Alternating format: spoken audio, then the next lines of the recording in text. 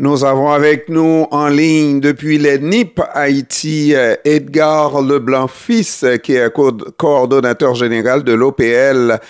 Bon après-midi, Monsieur Edgar Leblanc-Fils. Bonjour, Monsieur Pierre, et bonjour aux auditeurs, auditrices de CEPAM. Monsieur Leblanc-Fils, dites-nous comment ça va dans notre pays? Ça va mal. Malheureusement, il faut le dire que les choses se détériorent chaque jour davantage.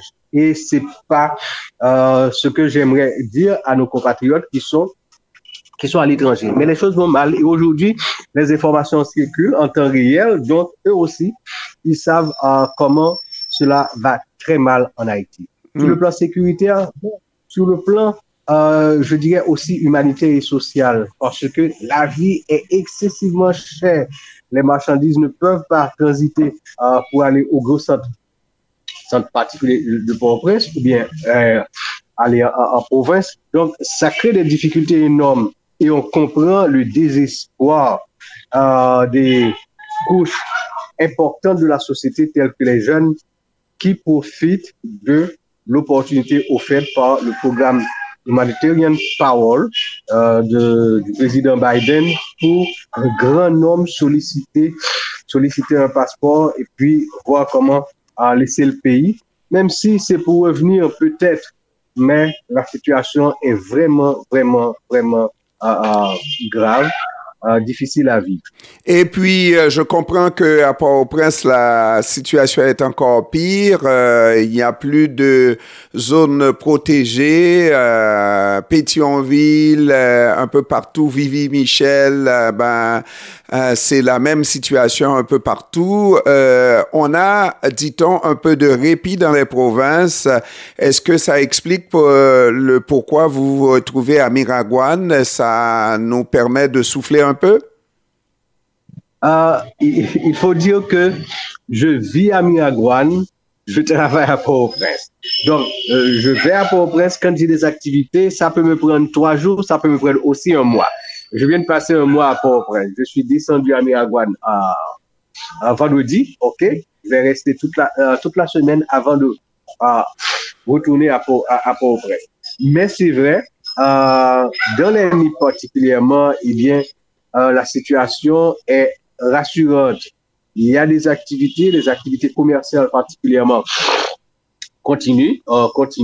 Et un indicateur, c'est que au bureau d'immigration des NIP, vous avez des gens qui viennent de Port-au-Prince, qui viennent d'autres lieux d'Haïti pour essayer d'enregistrer leur demande de visa. Ok, excusez, de passeport.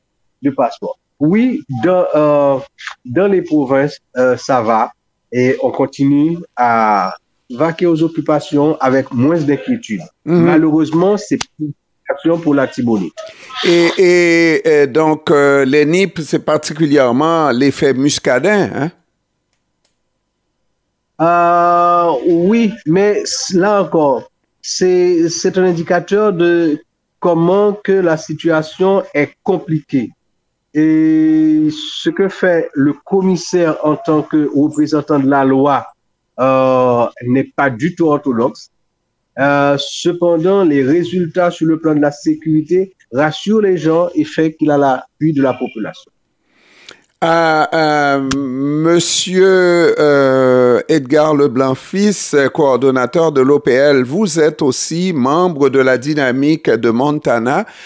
Et comment est-ce qu'on explique que la communauté internationale a de la difficulté à vous donner sa bénédiction? Parce qu'on sait aussi que vous attendez la bénédiction de la communauté internationale pour agir, pour comment prendre les choses en main, et tant et aussi longtemps qu'on ne reçoit pas cette bénédiction de la communauté internationale, vous êtes dans les limbes. C'est la dynamique du 21 décembre qui est fonctionnelle, qui est reconnue. Qu'est-ce qui explique cette situation-là? Je suis d'une dynamique qui a démarré pour moi le 16 juillet 2018. Après les événements, les commotions de 2018, lorsque le président Jovenel a voulu profiter du championnat, du match Brésil, championnat international de football, pour augmenter le prix du carburant. On se rappelle, il y a eu le premier lot, ok? Après ces événements-là, à l'OPL, on a réfléchi et on a vu que la meilleure façon de sortir de cette situation de crise à répétition, d'instabilité, c'est d'initier une démarche dite marché contré. Rencontrer les autres acteurs de la société civile, les autres acteurs du secteur politique et autres, ok, pour partager une vision commune, chercher une voie de sortie commune. Et depuis lors, je suis, si vous voulez, apôtre du marché contré. Et c'est ce qui a expliqué notre présence dans l'accompagnement de la Commission pour la recherche d'une solution durable à la crise, qui, le 30 janvier, a signé l'accord le 30 août, l'accord du 30 août dit accord de Montana. Je suis signateur de l'accord de Montana. Je reste coordinateur général de l'OPL, un parti politique ancré dans la population à couverture nationale, donc autonome. Cependant, cette vision, cette idée, ok, de concertation, cette idée de recherche, de récupération, même graduelle de notre souveraineté nationale, notamment la souveraineté politique, recherche consensuelle de solutions sur la base d'une légitimité sociale, eh bien, fait que je suis encore signataire de Montana. Je suis donc dans cette dynamique. Alors, Monsieur Leblanc fils, dites-nous, comment se fait-il qu'un homme qui s'appelle Ariel Henry, désigné par la communauté internationale, soit celui qui occupe le haut du pavé et qui décide de tout, et puis les Haïtiens semblent s'y faire, n'est-ce pas? Est-ce que, parce que on parle des élites de la société haïtienne qui se retrouvent dans la dynamique de Montana, comment se fait-il que vous soyez encore à attendre la bénédiction, je dis bien, je pèse mon mot, la bénédiction de la communauté internationale pour prendre en main l'avenir de votre pays? C'est peut-être parce que c'est tout à fait le contraire de ce que vous dites. C'est peut-être parce qu'ils n'attendent pas la bénédiction de l'international, ne cherchent pas la bénédiction internationale pour agir, sinon ils auraient revisé leur vision, ok, leur mission et retrouver cette bénédiction comme vous dites. C'est vrai, le docteur Ariel Henry a été choisi par la communauté internationale et depuis il l'appuie parce que c'est, disons, leur homme. C'est en lui qu'ils voient qu'ils peuvent continuer cette tutelle décidée depuis 2003 au Canada. Ok? Alors, pourtant, la vision de l'accord du 30 août, c'est de récupérer la souveraineté nationale, la souveraineté politique, notamment et graduellement. Est-ce à dire que dans cette bataille-là, Monsieur Leblanc fils, que la communauté internationale va toujours gagner, va toujours décider, va toujours nommer son poulain? Est-ce que c'est ce que vous voulez nous dire là actuellement? J'essaie de vous dire le contraire, mais vous persistez dans votre façon de voir les choses et de comprendre les choses et que c'est la communauté nationale qui doit. Je vous dis non, ce ne doit pas être le cas. Nous devons prendre la décision de nous mettre ensemble, de constituer une unité de peuple, une unité sociale pour être fort, pour pouvoir discuter, négocier d'égal à égal avec les représentants de la communauté pour sortir de leur tutelle. Vous êtes au Canada, vous êtes informés que depuis 2003, la décision a été prise de faire d'Haïti la pupille de l'humanité. Le sociologue, je ne me rappelle pas son nom, haïtiano-canadien, le répète souvent et c'est une vérité. Monsieur Boiron? Oui, monsieur Boiron, c'est bien ça, merci. Il y a une situation où en Haïti, toutes les institutions de la société civile, les institutions politiques, étatiques, ok, sont à nu, à terre, ok, totalement affaiblies. Et donc, il y a une difficulté donc à faire face, à remplir donc les missions, même aujourd'hui, c'est clair, hein, même les missions régaliennes de l'État. Aussi, il faut donc chercher cette unité de société, unité de peuple, pour nous renforcer et suivant une vision claire, ok, travailler pour reprendre en main la situation. Ce n'est pas facile, mais nous devons persister et continuer dans cette voie. Et là, alors, Monsieur Leblanc-Fils, ce que j'essaye de comprendre dans les faits, Monsieur, oui. Monsieur Pierre, permettez que je termine. Oui. Que ce soit les Haïtiens de l'intérieur, les Haïtiens de la diaspora, du Canada, des États-Unis, de l'Europe, de la Caraïbes et autres, etc., ok, que nous parvenions à nous organiser mieux de manière à faire front commun. C'est à mon avis la voie pour nous permettre, ok, d'offrir une alternative à la communauté internationale et ainsi sortir le pays du bourbier. Alors, ce sur quoi j'aimerais que vous élaboriez un peu, c'est la réalité d'aujourd'hui.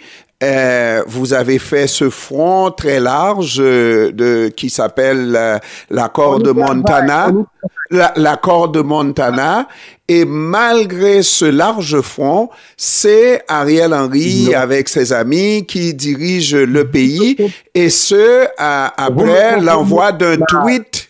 Après l'envoi d'un tweet reconnaissant Ariel Henry, je dis que dans les faits, c'est la communauté internationale, et vous avez parlé de tutelle qui a mis Haïti sous tutelle, et que c'est cette tutelle-là qui dirige Haïti au moment où on se parle. C'est de ça dont il s'agit, non? Vous me comprenez très mal. Soit que je m'explique mal, je n'arrive pas à me faire comprendre, soit vous n'y prêtez pas attention. Je n'ai pas dit qu'on a réalisé ce front commun, cette unité de peuple à travers Montana. Je n'ai pas dit. Je dis qu'on y travaille, c'est pas facile. Mais c'est pas ça qui est important pour moi non plus. C'est dans les faits, oui, mais est-ce que c'est la communauté internationale qui dirige mon pays au moment où on se parle? J'ai besoin de savoir ça. Monsieur Pierre, que vous soyez au Canada ou bien que vous soyez à l'intérieur du pays, ok, vous êtes informé mieux ou même autant que nous autres, pas vrai? Oui. J'ai rappelé tout simplement un événement qui s'est passé heureusement pour notre compréhension au Canada, pour illustrer tout simplement. C'est un fait, Monsieur Pierre. Je comprends votre sentiment patriotique, cela vous touche, ok? Mais c'est un fait. Aujourd'hui, et c'est pas, quand je dis aujourd'hui, je marque le moment 2021, mais cela date depuis quelque temps, ok?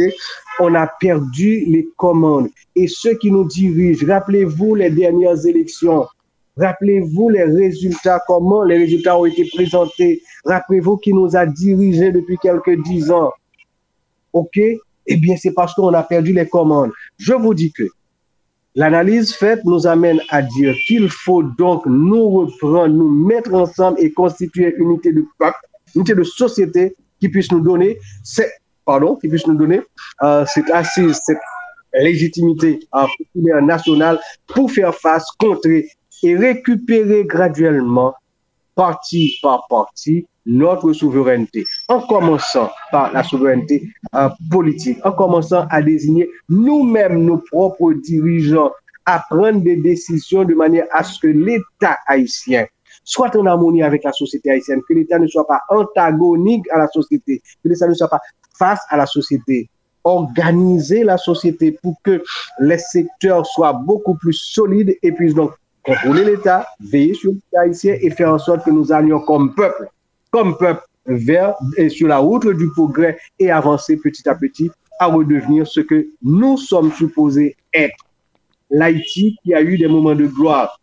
Aujourd'hui, dans cette situation difficile, nous pouvons remonter la pente. C'est ce que je dis. Monsieur Leblanc, vous avez assisté, vous avez vu cette rencontre au Canada la fin de semaine dernière, la semaine dernière donc, où le président des États-Unis et le premier ministre du Canada, Justin Trudeau, et le président Joe Biden ont parlé d'Haïti.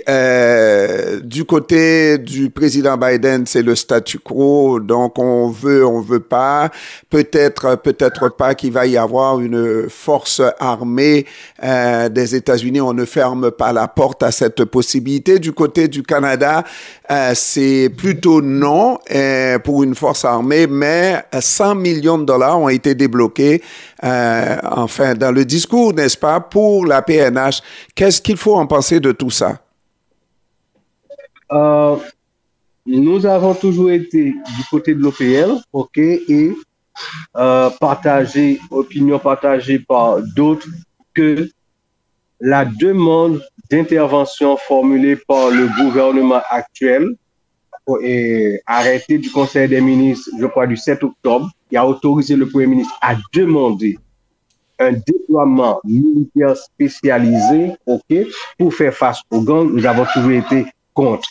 Parce que nous pensons que la communauté internationale a fait ses preuves en Haïti à travers les missions de maintien de la paix. OK, les choses sont devenues beaucoup plus graves.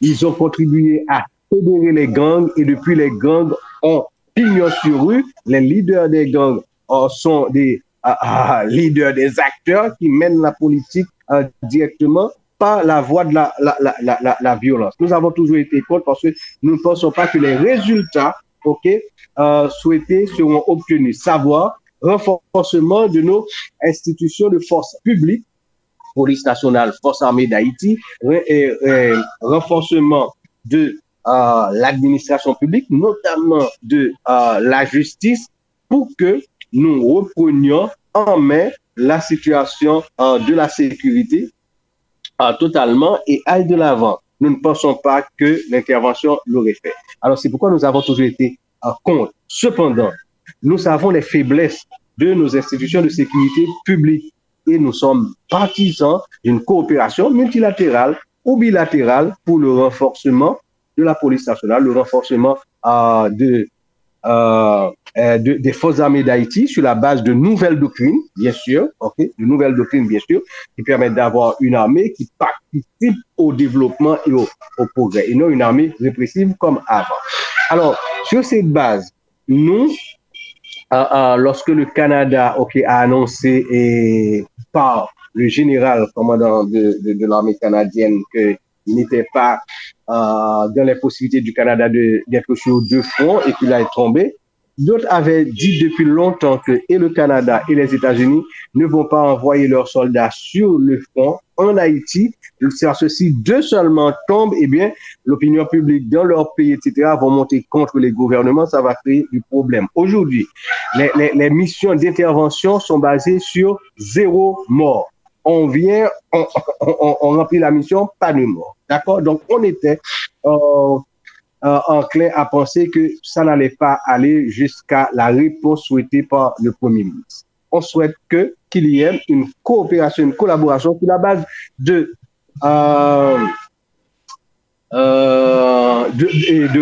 termes de référence clairs, termes de référence clairs qui permettent donc de renforcer les capacités de nos institutions nationales. Et pour les 100 millions promis par le Canada, je n'ai pas les détails, du document de cette décision. Je sais que j'ai entendu dire que ce serait pour la formation, l'équipement, mais aussi le paiement des policiers, augmenter leur salaire et les payer. Imaginez. Maintenant, c'est le Canada qui paie la police nationale, qui augmente leur salaire d'abord et qui les paie, etc. De quoi demain sera-t-il fait? On peut se poser la question. Nous espérons que il y ait comment on dit des termes de référence, des termes de référence. Le mot technique c'est pas ça, MOU je crois, Agreement of Understanding. Nous espérons qu'il y ait donc agreement of understanding qui précise, OK, la mission, comment cela va se passer, quels vont être les avantages pour, OK, l'institution et donc le pays, parce que la coopération technique, on en a besoin pour pouvoir renforcer nos institutions. Maintenant, Monsieur Leblanc-Fils, tout ce que le Canada a fait, l'envoi d'un avion qui a survolé le territoire de Port-au-Prince et les bateaux qui ont contourné les côtes haïtiennes, tout ça se résume à rien. Puisque le banditisme continue de plus belle. En tout cas, ça n'a pas apporté de solution aux besoins de la population haïtienne, c'est bien? Je ne dirais pas de cette façon parce que je pense que le gouvernement canadien réfléchit bien à ses actions. C'était des préparatifs pour arriver donc à cette déclaration finale, OK? C'était de la diversion. Pour nous, oui. Il y a depuis le 30 janvier un collectif de partis politiques qui ont fait la déclaration du 30 janvier et qui depuis travaillent ensemble. Ils ont écrit sous ma signature au Premier ministre Ariel Henry pour lui demander de dire à la population, OK, le Canada a envoyé d'abord un avion et survolant l'espace aérien haïtien, OK, pour faire des prélèvements. Certes. Ensuite, deux bateaux, je crois, qui ont occupé les eaux haïtiennes pendant quelques jours. Encore, ils ont collecté des données. Ces données-là, OK, pourquoi faire? Ces données-là vont à une base de données qui sera dirigée par qui, détenue par qui. Qu'est-ce qu'on a pu prélever comme information? Le peuple haïtien doit le savoir. On a écrit au Premier ministre Ariel Henry pour le lui demander. Et je crois même que ce texte a été partagé à la presse haïtienne au Canada à l'occasion de la tenue du sommet Biden-Trudeau. Edgar Leblanc-Fils, coordonnateur général de l'OPL, je vous remercie d'avoir pris du temps de nous parler cet après-midi. J'espère qu'on se reparle, Monsieur Fils. C'est un plaisir, Monsieur Pierre. Toujours au service pour partager nos opinions avec le reste de la population haïtienne à l'extérieur, tout comme à l'intérieur du pays, car nous pensons comme feu Georges Anglade, la géographie haïtienne est éclatée. Aujourd'hui, c'est plus les 27 750 km² et la partie de la population haïtienne que nous devons regarder comme la population haïtienne, mais aussi les communautés haïtiennes à l'extérieur, au Canada, aux États-Unis, en Europe, un peu partout, OK? Donc, Haïti, c'est beaucoup plus grand maintenant. Et toute notre pensée doit prendre en compte, OK, cette population éparpillée à presque un tiers, OK, à l'extérieur et les deux autres tiers à l'intérieur. Je vous remercie, Monsieur Pierre, de m'avoir donné cette opportunité aussi. Bonne journée. Bonne journée, au revoir.